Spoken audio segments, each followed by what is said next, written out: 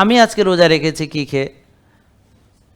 Baking soda, লেবুর রস, কিভাবে ভিডিওতে দেখে নেবেন, আর হচ্ছে পিঙ্ক সল্ট মেশানো পানি, শেষ। এটা খেয়ে আমি কিন্তু অলরেডি সওনা করেছি, জেকুজি করেছি, বরফ থেরাপি করেছি এবং ব্যাডমিন্টনও খেলবো ইনশাল্লাহ, আজকে প্ল্যান আছে। তো তারপরেও দেখবেন যে কিচ্ছু হবে না, কেননা আপনার ভিতরে ওর শরীরের চর্বি যেগুলো আছে সেখান থেকে সে শক্তি পাবে, সে না খেলেও শক্তি পাবে, শুধু ইনসুলিনটা তাকে কমাতে হবে।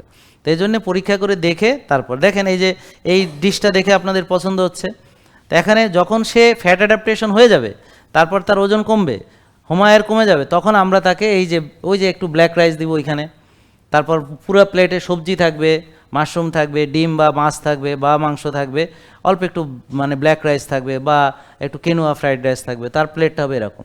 তার মানে মেনটেনিংয়ে এসে সে আলাদা খাচ্ছে।